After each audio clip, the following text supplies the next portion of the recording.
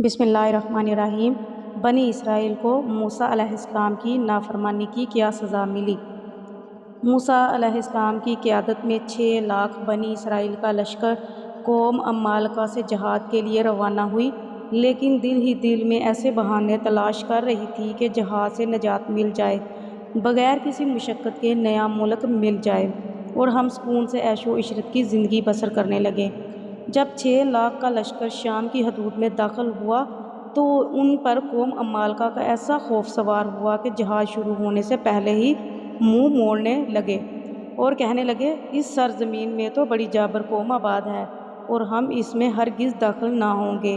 جب تک وہ وہاں سے نکل نہ جائیں، اور اگر وہ وہاں سے نکل جائیں تو پھر ہم ضرور داخل ہوں گے۔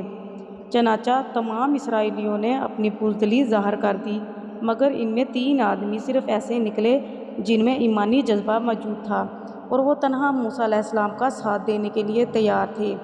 ان آدمیوں نے بنی اسرائیل پر 2 نئی تقریریں کی اور انہیں شرم دلائی اور جہاد کے لیے ابھارا، لیکن بزدل قوم کہنے لگی، اے موسیٰ علیہ السلام، ہم تو اس میں تا قیامت داخل نہیں ہوں گے جب تک وہ وہاں ہیں، پس جاؤ تم اور تمہارا رب اور دونوں ان سے لڑو، ہم تو یہاں ہی بیٹھے ہیں۔ موسیٰ علیہ السلام نے دیکھا کہ ان کا ساتھ دینے والے تو صرف 3 ہی نوجوان ہیں، ایک ان کا بھائی اور 2 اور نوجوان، اور دشمن جس سے مقابلہ کے لیے اتنا سفر طے کیا ہے، ان کی تعداد تو کئی گنا ہے اور سامان حرب سے بھی لبریز ہے۔ تو آپ علیہ السلام سربسجود ہو گئے اور اللہ کے حضور عرض کرنے لگے، اے میرے رب، میں مالک نہیں بجزا اپنی ذات کے اور اپنے بھائی کے، پاس جدائی ڈال دے ہمارے درمیان اور اس نافرمان قوم کے درمیان۔ چنانچہ اللہ تعالیٰ نے موسیٰ علیہ السلام کی دعا قبول فرمائی اور اس قوم کو بھٹکتے رہنے کی سزا دی، میدان طیہ میں بھٹکنے کی سزا۔ جب موسیٰ علیہ السلام کی قوم نے جہاد سے منہ موڑا اور موسیٰ علیہ السلام نے بارگاہ خداوندی میں دعا کی، اے رب، مجھے اختیار نہیں مگر اپنا اور اپنے بھائی کا، پس تو ہم ان کو نافرمانوں سے جدا رکھ۔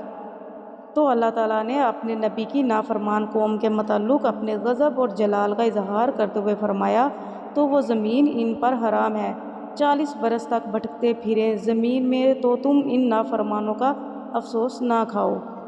اس کا نتیجہ یہ ہوا کہ 6 لاکھ بنی اسرائیل ایک میدان میں 40 برس تک بھٹکتے رہے اور اس میدان سے باہر نہ نکلے۔ اسی میدان کا نام میدان طیہ تھا۔